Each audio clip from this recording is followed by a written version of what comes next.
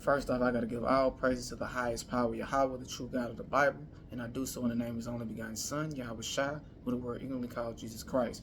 We're going to be in the book of Leviticus today, and I'll be getting a CEV DCI version, because it's a little bit easier to understand, but you can read in the KJV if you want to, whatever preferred translation. They pretty much say the same thing.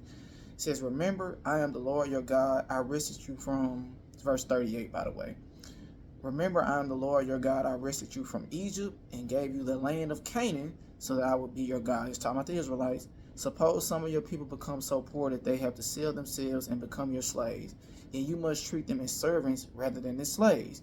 And in a year of celebrations, talking about the year of Jubilees, they are to be set free, so they and their children may return home to their families and property. I brought them out of Egypt to be my servants, not to be sold as slaves. So obey me and don't be cruel to the poor. If you want slaves, buy them from the other nations or from the foreigners who live in your own country and make them your property. You can own them and even leave them to your children when you die, but do not make slaves of your own people or be cruel to them." Yeah, the God of the Bible is okay with the Israelites enslaving other people around them, and buying and selling those people, but you can't buy and sell and treat your own people as slaves. Yeah, that's the Bible. That's the God of the Bible.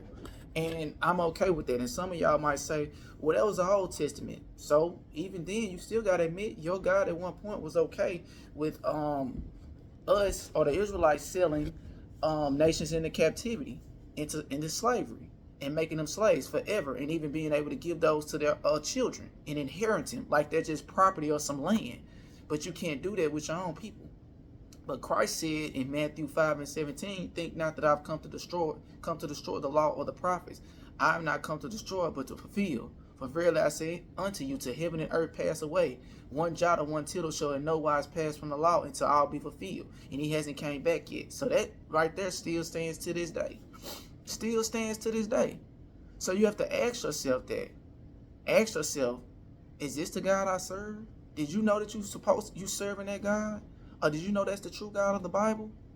Because I'm here to bring truth. I'm not here to lie to you. You know, I know some people are going to bring you a feel good. I'm going to bring you, thus said the Lord. That's the Most High God speaking right there. You see what I'm saying? So, yes, the Most High God of the Bible is a racist. That's what you would identify as a racist. Somebody that is okay with doing something to somebody else's race, but you got to treat your own race in a good manner. But with that, I hope the lesson was edifying. Shalom.